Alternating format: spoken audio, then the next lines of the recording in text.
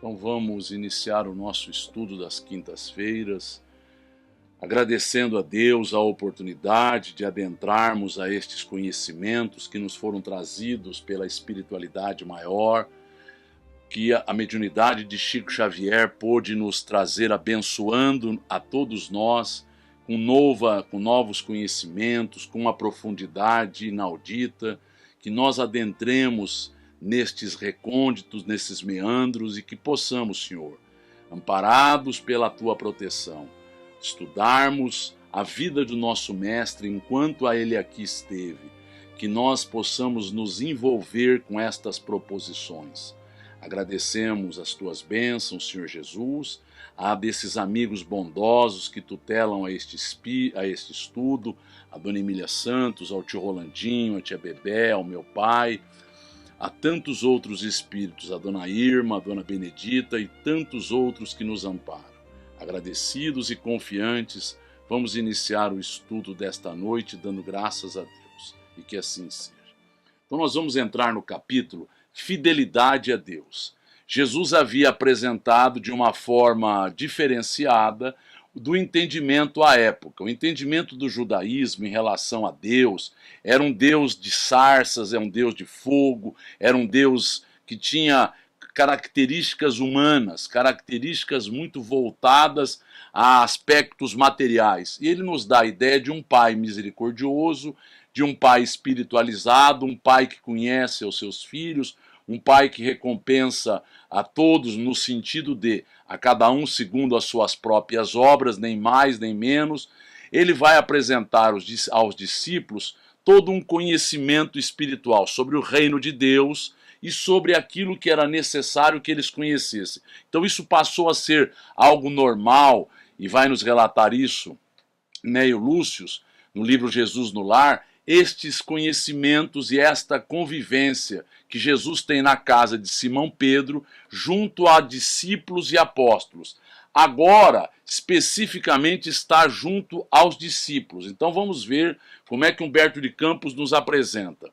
Depois das primeiras prédicas de Jesus, respeito aos trabalhos ingentes, trabalhos difíceis, que a edificação do reino de Deus exigia dos seus discípulos, esboçou-se na fraterna comunidade um leve movimento de incompreensão, pois a boa nova reclamaria tamanhos sacrifícios. Então veja bem, ele apresentou e mostrou que Zebedeu imaginou que fosse um reino que teriam privilégios, que teriam benesses materiais, que teriam recompensas humanas, e Jesus mostrou a ele que os profetas, quando aqui estiveram, tiveram que labutar, tiveram que vencer uma série de dificuldades, porque vinham trazer às criaturas da época e do momento alguns lembretes, algumas reprimendas, algumas ponderações, e a partir daí eles não eram aceitos. Nenhum profeta no seu tempo e na sua localidade era aceito.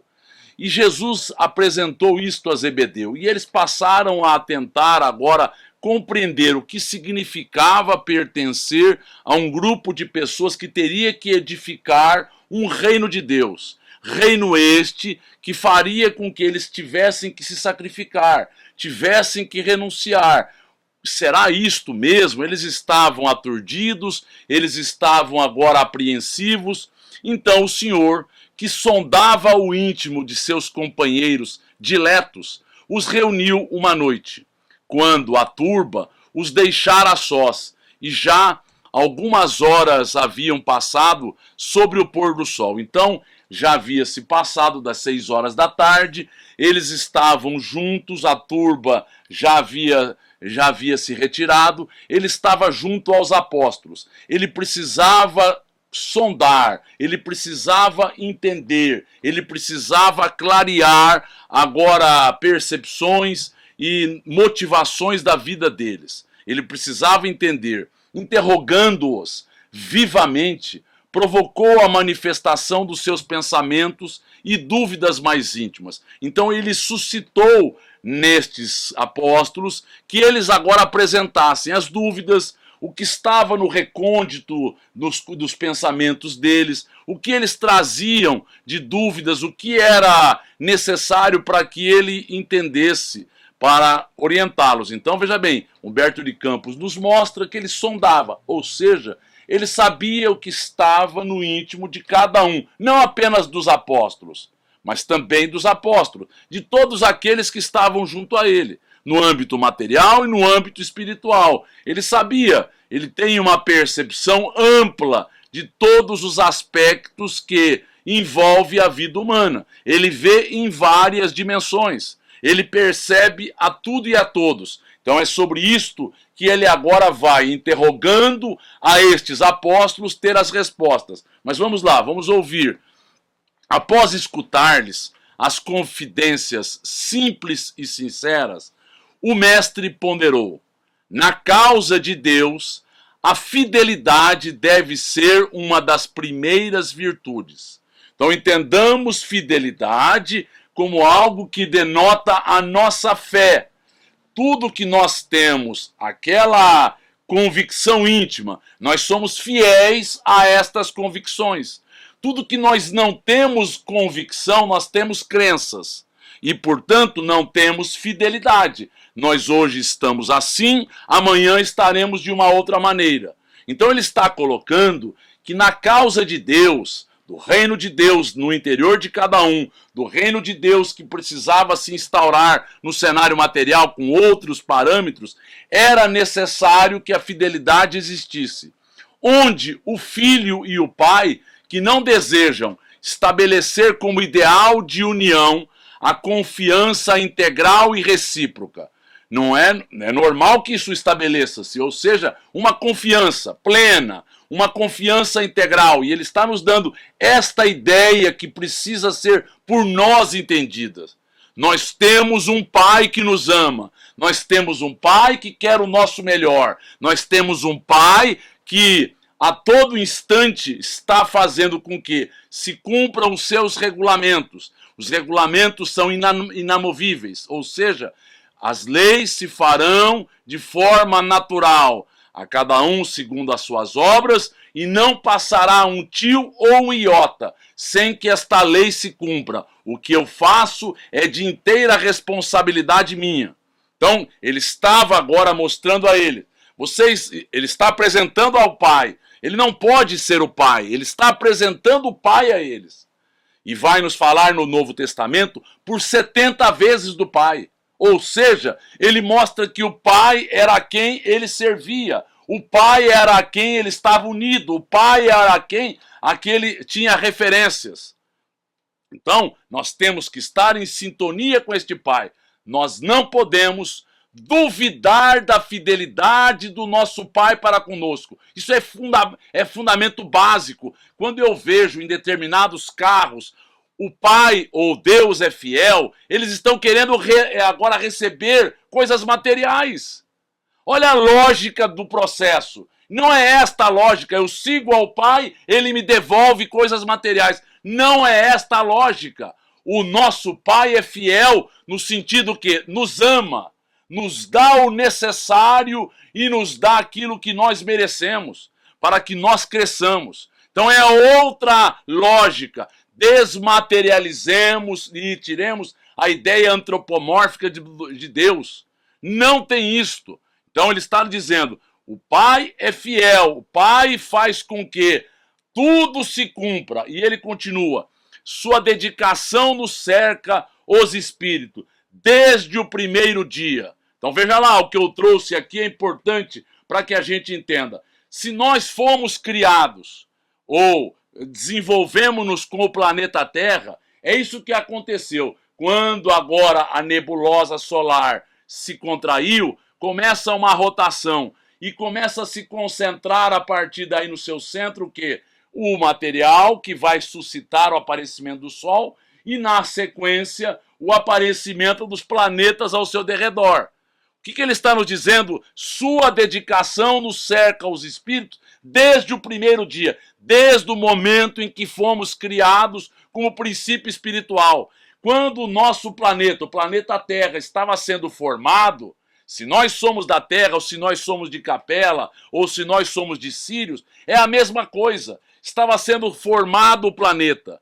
Estava sendo agora regulamentado com leis. Leis astrofísicas, leis astronômicas e tudo mais. Leis biológicas que iriam agora redundar na lógica do planeta. Nós, enquanto princípio espiritual, precisamos agora surgir no planeta Terra.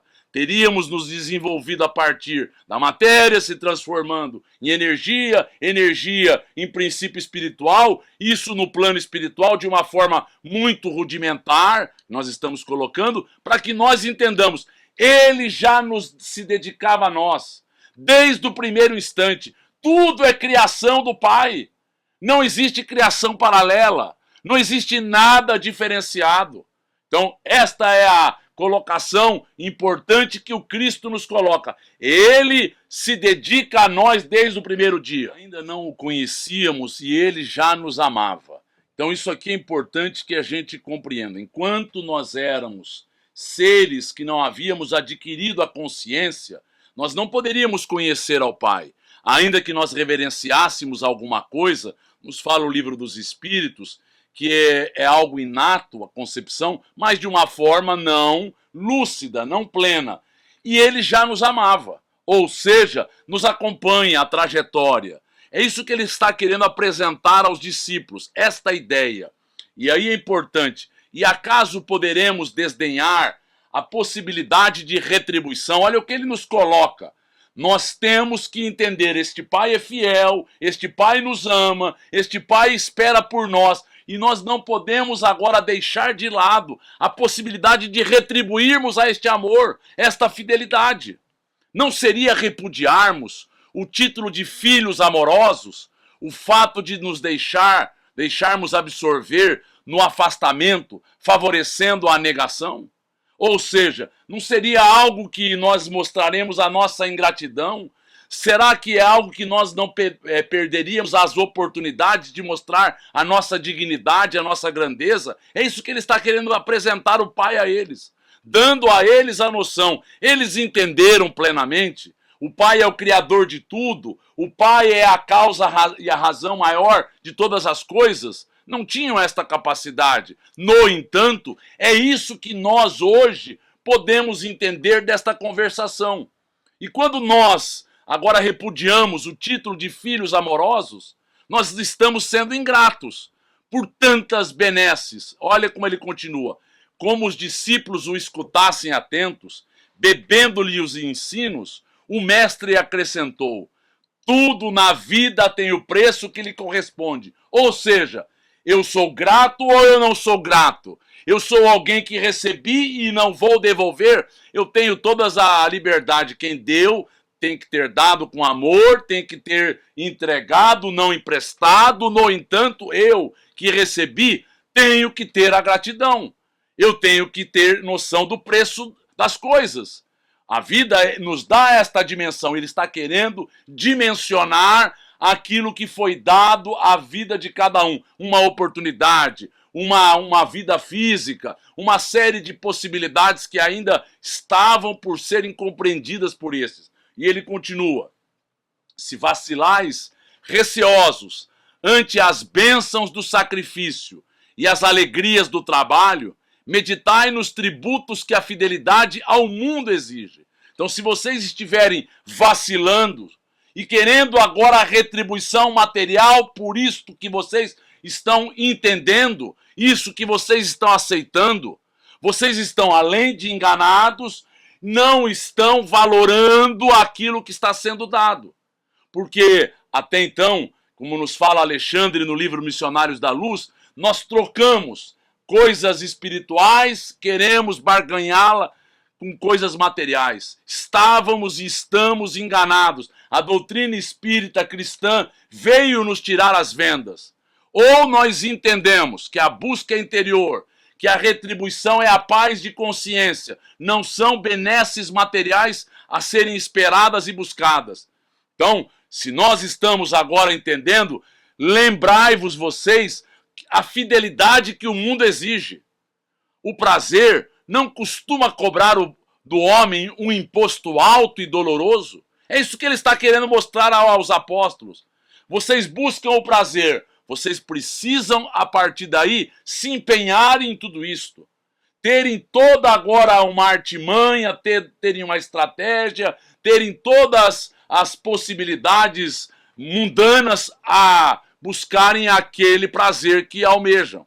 Não é um preço muito alto? E ele continua: quanto pagarão em flagelações íntimas o vaidoso e o avarento? Ou seja, a pessoa que precisa mostrar-se, ele não vai agora querer enaltecer a si mesmo, fazer com que ele tenha isto e aquilo na aparência, para que os outros agora o respeitem, para que os outros agora possam congratulá-lo, e o avarento da mesma forma, que faz com que ele ganhe e aparentemente parece que ele não tem nada. E aí, quantas flagelações não passam todos esses que buscam as coisas materiais? Qual o preço que o mundo reclama ao gozador e ao mentiroso? Então ele está querendo mostrar a eles, tudo tem o seu preço. Se nós formos para cá, nós pagaremos um imposto altíssimo. E ele vai nos dizer que quando nós estivermos atribulados, que nós busquemos a ele, o fardo dele é leve.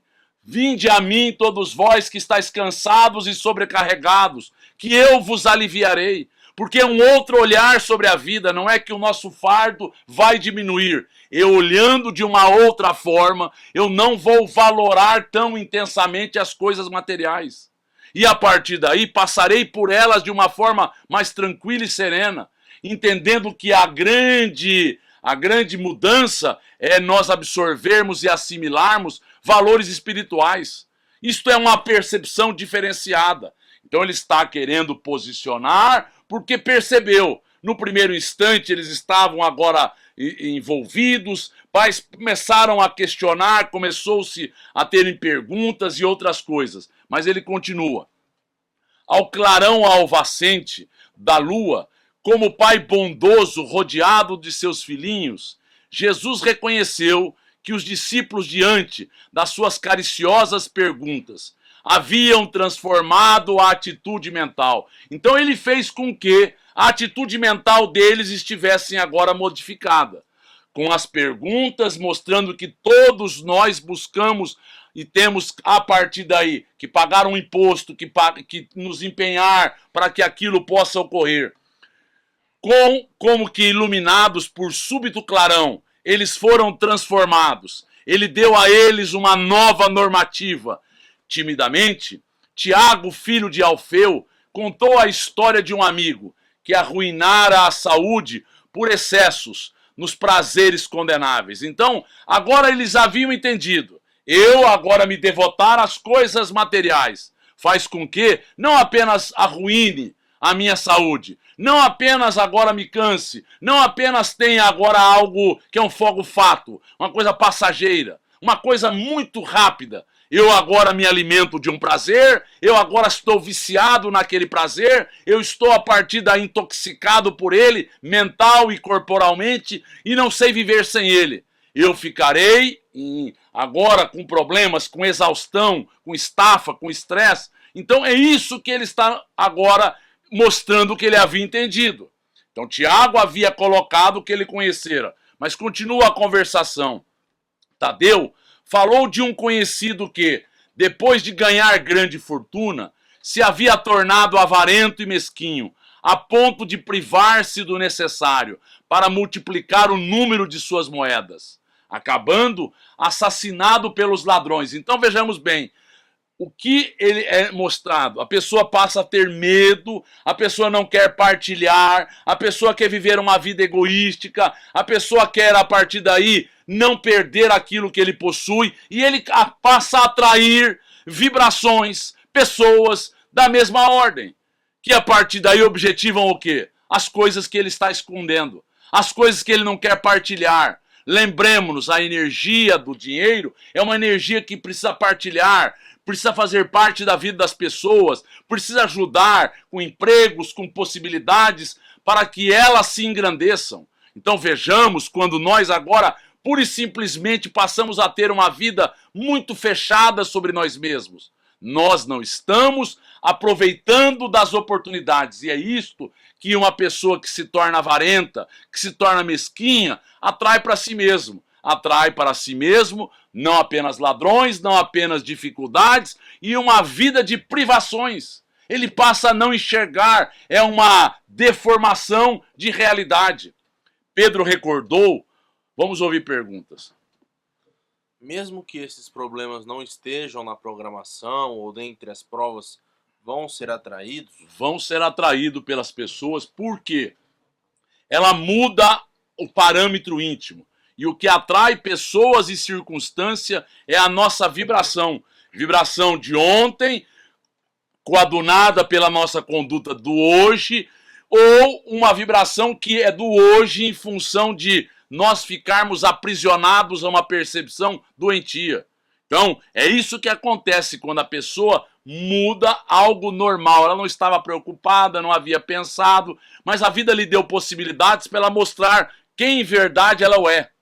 E quando ela está com dinheiro, com possibilidades, ela faz o quê? Ela fica trancafiada, amedrontada, fazendo com que atraiam estas vibrações e estas criaturas.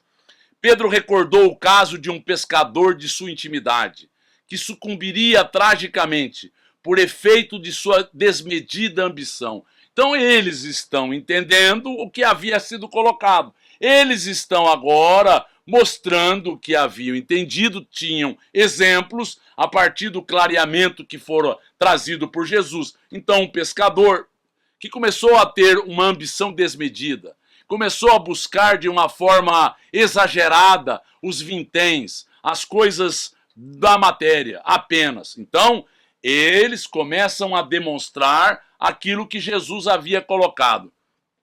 Jesus, depois de ouvi-los, satisfeito, perguntou: não achais enorme o tributo que o mundo exige dos que se apegam aos seus gozos e riquezas? Então, não é enorme?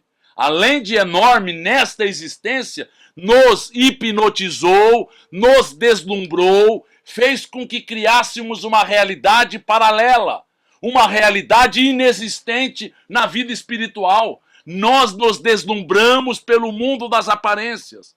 Nós passamos a viver neste mundo criado pela nossa mente entorpecida. É isso que a gente não percebe. E as pessoas agora não compreendem que elas estão seguindo padrões da sua mente doentia, daquilo que está sendo colocado a elas e daquilo que elas se hipnotizaram ao longo dos milênios. Então não é um tributo enorme? Claro que é. Se o mundo pede tanto, por que não poderia Deus pedir-nos lealdade ao coração? Por que ele não pode pedir lealdade? Eu não entendi. O meu reino não é daqui, o meu reino é interior. Eu não entendi que eu sou um espírito, eu não entendi que eu estou transitoriamente no cenário material. Se eu entendi, por que eu não devo lealdade ao Pai? Por que eu não devo lealdade aos princípios do Espírito? Eu devo. É isso que está sendo colocado. Trabalhamos agora pela instituição divina do seu reino na terra. Então ele está mostrando. O reino precisava se instaurar. De quem era o mundo material? É criação de Deus. Com os auspícios, com o comando de Jesus e os seus engenheiros siderais. No entanto, o comando que estava agora sendo colocado era das trevas, era dos planos inferiores, que haviam agora envolvido-se com as coisas da superficialidade. E agora era necessário novos parâmetros para que as pessoas tivessem força, fossem contagiadas, para saírem deste mundo criado pela mente humana doentia. Mas, desde quando estará o Pai trabalhando por nós? Desde sempre. O Pai nos ama desde o primeiro instante. O Pai espera por nós que nós acordemos, que nós saiamos dessa fixação, que nós saiamos desta ilusão, que nós vençamos a este deslumbramento que foi sendo colocado na nossa mente e nós aceitamos, e quando tudo estava se fazendo a contento a nível exterior, éramos aparentemente pessoas felizes. Quando as coisas exteriores estavam contrárias, aquilo que nós pleiteávamos, éramos revoltados, insatisfeitos. Ou seja, são parâmetros materiais a governarem a nossa vida íntima, o que é um vazio existencial, que é uma falta de valores do espírito. Mas vamos ver como continua Humberto de Campos e a conversa de Jesus com os apóstolos. As interrogativas pairavam no espaço, sem resposta dos discípulos. Então ele começou a ponderar, eles começaram a redarguir, agora advogando a causa daquilo que Jesus havia apresentado, mas eles estavam agora iluminados por algo que eles nunca haviam pensado. Deus, o nosso Pai, é um Pai de amor que nos espera. Um Pai de amor que espera que sejamos fiéis aos seus reclamos. Porque, acima de tudo, eles ouviam o que lhes dava o próprio coração. Então, o coração deles estava em que situação? O coração estava até então com dúvidas, oscilando, pensando e ponderando sobre a nuance material, mesmo tendo recebido estes valores do Espírito. Do firmamento infinito, os reflexos do luar se projetavam num lençol tranquilo do lago, ou seja, eles estavam à margem do mar da Galileia, o lago de Tiberíades, dando a impressão de encantador caminho para o horizonte. Olha bem o que ele está nos colocando. Um encantador caminho foi percebido por Humberto de Campos para o horizonte. Jesus falava para todos os planos espirituais. Estando no mundo material, ele falava para que todos pudessem agora mudar preceitos, parâmetros e paradigmas. Aberto sobre as águas este caminho encantador que agora chegava ao mais longe, a planos superiores, por entre deslumbramento de luz, ou seja, foi percebido pela espiritualidade. Humberto de Campos está agora nos colocando que tudo isto fazia com que estes ordenamentos, esta energia, este potencial mental, este potencial vibratório pudesse espargir-se ao infinito.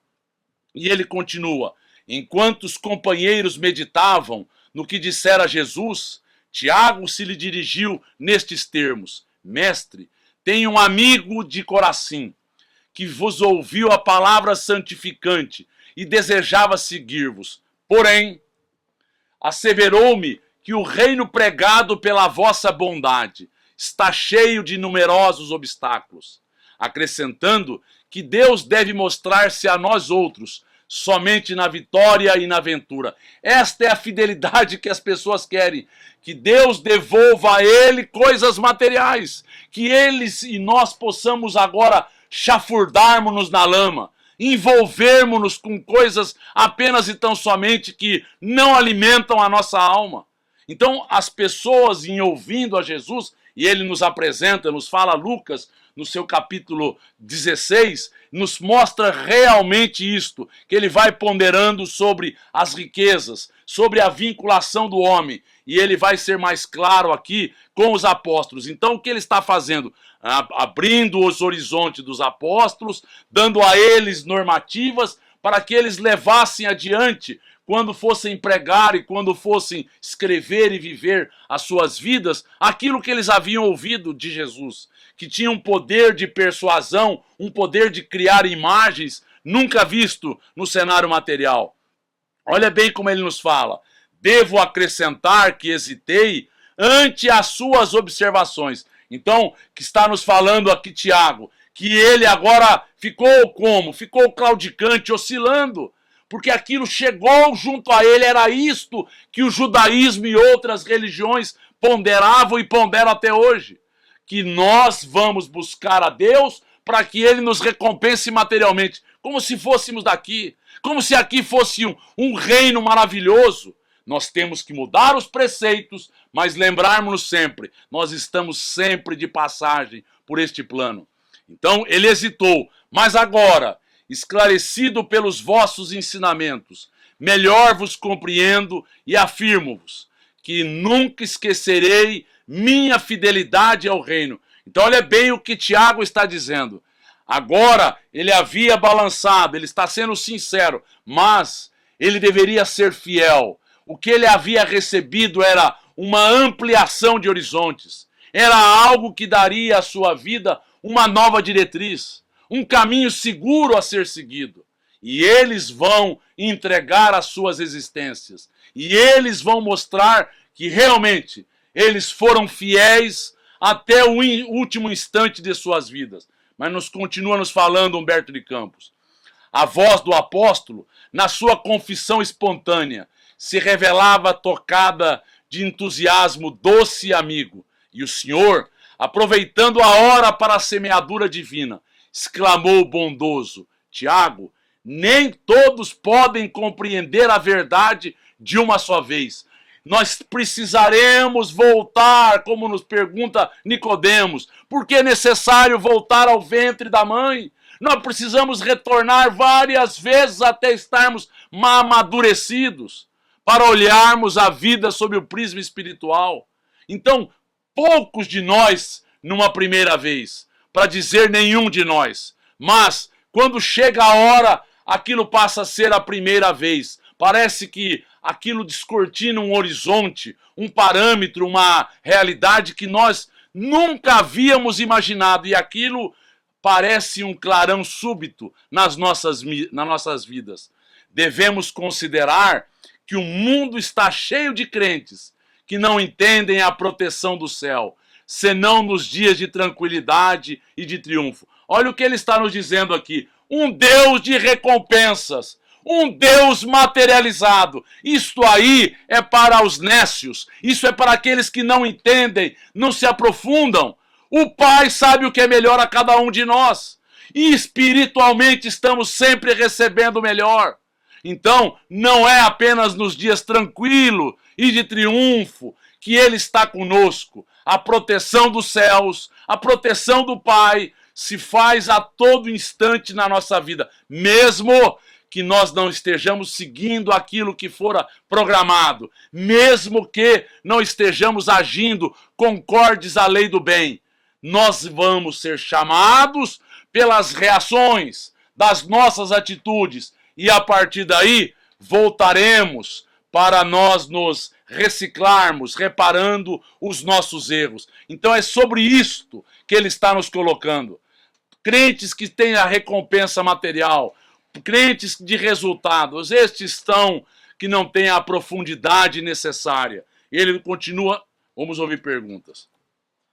Então, mas se a gente for analisar rigorosamente, as ideias, os ensinamentos, as palavras de Jesus são, diríamos que, revolucionárias ainda há 2000 anos depois. Sim. Porque até hoje, religiosos, mesmo os espíritas, buscam as coisas materiais. Infelizmente, nós fizemos um acordo, que diríamos assim, tácito, com a materialidade. Nós queremos, como vai dizer aqui o Cristo, viver de uma forma que não dá. Ou nós fazemos isto, ou nós fazemos aquilo. Não dá. Ele vai agora clarear estas postulações. Ele continua.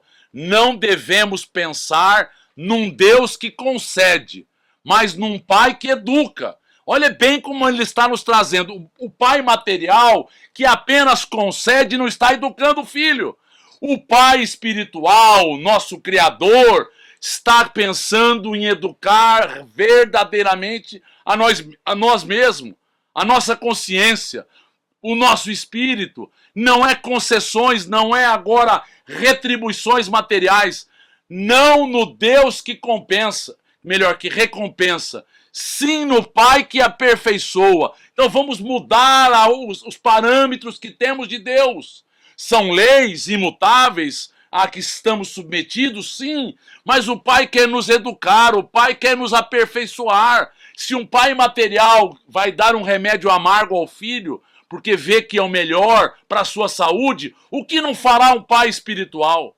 O que não fará um pai que não tem nenhum laivo material, nenhuma nesga de coisas que são pura e simplesmente transitórias? Daí se segue que a nossa batalha pela redenção tem de ser perseverante e sem trégua. Ou seja, É uma luta ingente, é uma luta contínua, árdua, de nós contra a nossa materialidade, de nós contra esta visão tortuosa que nós temos em relação aos filhos, em relação à vida, em relação ao Pai que a tudo comanda e a tudo vê. Confiemos mais, estejamos certos que Ele quer o nosso melhor. Deixemos agora as coisas ocorrerem, quando elas ocorrerem, lembremos-nos, é o melhor que está ocorrendo.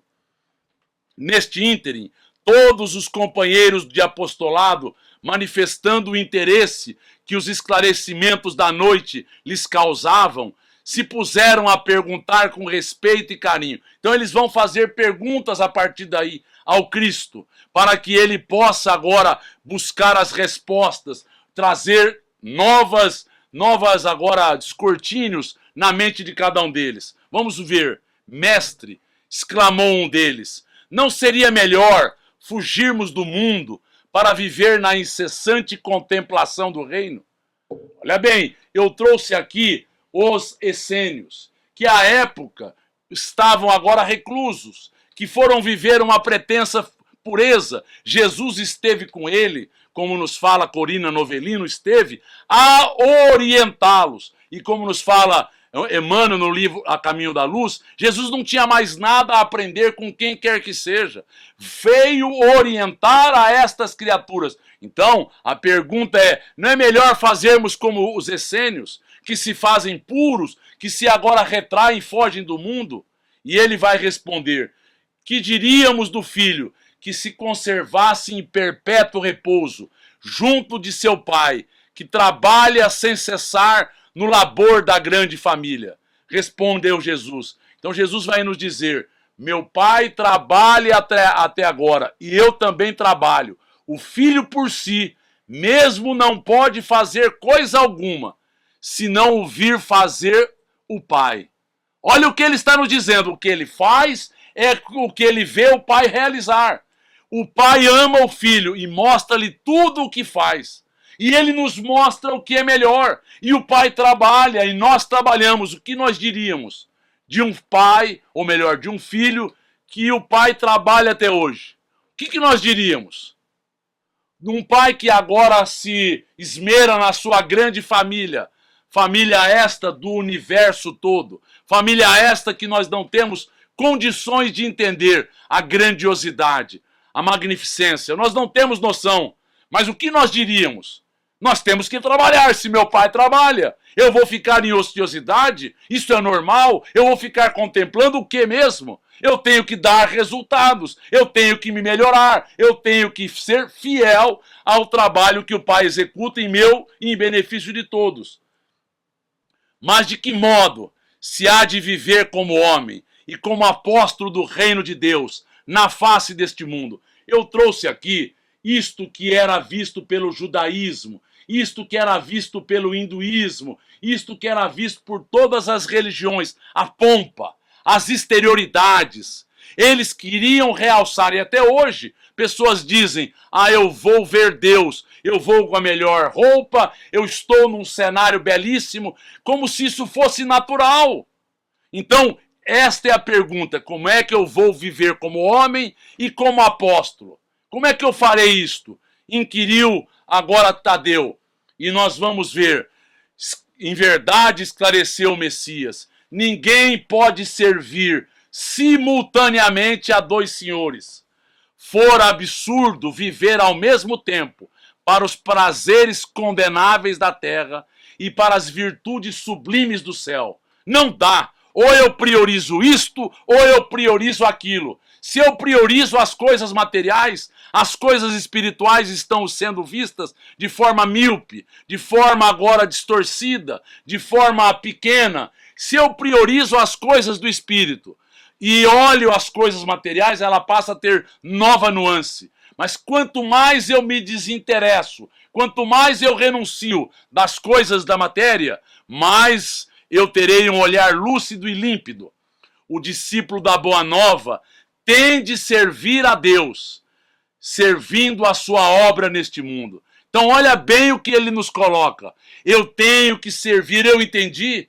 eu vou contribuir com meu pai, eu vou ajudar ao meu mestre a tornar este mundo melhor, vencendo em mim o que eu tenho de materialidade. É o egoísmo, a vaidade, o orgulho nas suas manifestações e consequências. É a ingratidão, é a rebeldia, é os ciúmes, é a inveja, é agora os impropérios, é agora a forma de ressentida e magoada de olhar a vida, se vitimizando. Então, ou eu venço a este homem velho, ou eu venço a estes parâmetros materiais, ou eu não estou servindo a contento dentro do padrão em que eu me encontro. Então nós temos que contribuir para servir a obra de modificação dos preceitos planetários. E ele continua dizendo, ele sabe que se acha a laborar com muito esforço num grande campo. Então olha bem, olha o exemplo que ele nos traz.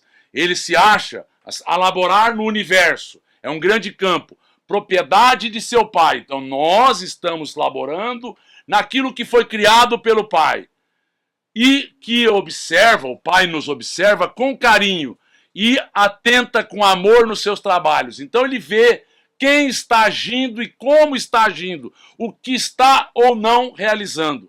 Imaginemos que este campo estivesse cheio de inimigos. Então eu trouxe aqui um exemplo que Jesus vai nos trazer esta parábola. Estava sendo agora, esta vinha estava sendo agora arrendada, e a partir daí, arrendada, ele mandou que trabalhadores fossem a esta vinha, trabalhadores seus, no caso, pessoas que ele havia mandado. Quem? O pai.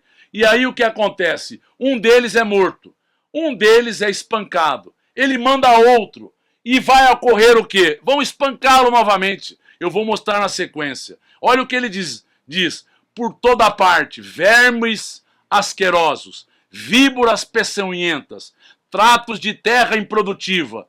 É certo que as forças destruidoras reclamarão a indiferença e a submissão do Filho de Deus. Mas o filho de coração fiel a seu pai se lança ao trabalho com perseverança e boa vontade. Ou seja, a gente sabe que vai ser difícil, sabe que é algo ainda improdutivo, hostil, a terra é inóspita, é árida, mas nós temos que fazer a nossa parte, porque nós somos fiéis ao Pai, nós entendemos, nós temos que vencer o homem velho, nós temos que vencer agora a indiferença, a insubmissão e coisas que o valha, porque vamos ser levados por forças destrutivas do mal e das inferioridades da aparência a fazermos o quê? A fazermos caras e bocas, a não vivermos de forma plena e profunda. Então nós vamos fazer de conta que estamos realizando, mas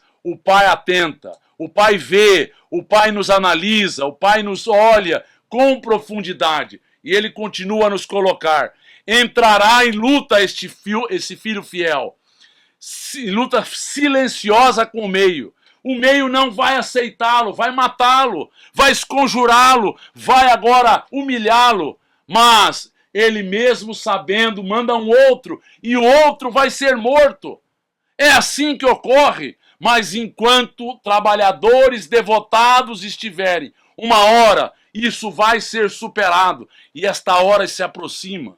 Então Jesus é algo importante com este olhar da Boa Nova que nos traz Humberto de Campos através da psicografia de Chico Xavier. Temos outros parâmetros. Sofrer-lhe-á os tormentos com heroísmo espiritual, por amor do reino que traz no coração. Plantará uma flor onde haja um espinho, abrirá uma senda, embora estreita, onde estejam em confusão os parasitos da terra. Ou seja, vai trabalhar tornando este meio melhor, tornando este mundo mais afável e ameno. Cavará pacientemente, buscando as entranhas do solo, para que surja uma gota d'água, onde queime um deserto. Do íntimo deste trabalhador brotará sempre um cântico de alegria, porque Deus o ama e segue-o com atenção. Veja bem o que ele nos traz. Ele está apresentando Deus a eles. está fazendo com que eles se mostrem fiéis a Deus, fazendo com que eles vençam um meio que é hostil, um mundo difícil, um mundo da materialidade, um mundo que inebriou a todos nós ao longo dos milênios. Nós precisamos destes parâmetros para sairmos desta hipnose. Nós precisamos de uma revolução verdadeira, silenciosa nos nossos íntimos, na nossa consciência, nos nossos valores, na nossa percepção. E ele continua a nos colocar qual a qualidade a cultivar no coração, ou melhor, qual a primeira qualidade a cultivar no coração, perguntou um dos filhos de Zebedeu, para que nos sintamos plenamente identificados com a grandeza espiritual da tarefa. Qual é a coisa mais importante? Acima de todas as coisas, respondeu o mestre, é preciso ser fiel a Deus. É preciso ser fiel aos valores do Espírito. É preciso entendermos, se nós estamos pensando apenas em nós e nos nossos, que estão próximos a nós, isso é uma visão muito pequena, tacanha e distorcida, egoística. Quando nós saímos de nós mesmos, quando nós olhamos a comunidade, quando nós olhamos agora o que Deus espera de nós, que nós vençamos a estes parâmetros muito materializados, que ainda fustigam, que ainda calam fundo, que ainda nos fazem ter sonhos, fazem com que tenhamos quimeras, ilusões, que nós entendamos ser fiel a Deus significa retribuir o que o Pai tem feito por nós, as benesses que nós recebemos. E continua nos falando Humberto de Campos. A pequena assembleia parecia altamente elevada e satisfeita. Mas André inquiriu, mestre, nestes últimos dias tenho me sentido doente e receio não poder trabalhar como os demais companheiros. Então ele está apresentando os seus problemas, ele está doente. Como é que ele pode agora ajudar? Como é que ele pode contribuir? Como poderei ser fiel a Deus estando enfermo? Ouve, replicou o Senhor, com certa ênfase. Então, Jesus foi enfático, mostrando a ele, nos dias de calma é fácil provar-se fidelidade e confiança. Quando tudo está favorável, todos são bons. Todo mundo acredita. Na hora da dificuldade é que mostra ou eu tenho ou não tenho convicção. Quais são os meus parâmetros? O que embala a minha alma? O que eu busco verdadeiramente? Não se prova, porém, dedicação verdadeiramente, senão nas horas tormentosas, em que tudo parece contrariar e perecer. Nas horas difíceis, são apenas aqueles que têm convicção. Os outros era fogo-fato, era coisa superficial, aquilo se esvai, aquilo não tem agora profundidade. O enfermo tem consigo diversas possibilidades de trabalhar para nosso Pai, com altas probabilidades de êxito no serviço. Então, veja bem como Jesus vai mostrar a eles. Então, tem muitas possibilidades de êxito. Tateando ou rastejando, busquemos servir ao Pai que estás do céu. Então, não é porque a pessoa está enferma que ela não pode servir, porque nas suas mãos divinas vive o universo inteiro. Eu trouxe aqui a ideia de um Big Bang e a formação das galáxias, de tudo que grupos locais, de planetas, de sistemas solares. Será que Deus criou e não tem mais nada antes disso? Não. São múltiplos universos. Deus trabalha desde sempre e continuará trabalhando. Então, nas mãos divinas, vive o universo inteiro, que nós não conseguimos ainda, com a nossa mente, detectar. André, se algum dia teus olhos se fecharem para a luz, serve a Deus com a tua palavra e com os ouvidos. Se ficares mudo, toma a si mesma a charrua, valendo-se das tuas mãos. Ou seja, sempre poderemos fazer algo. Se eu tiver problema, eu posso servir, eu posso ajudar, eu posso realizar algo.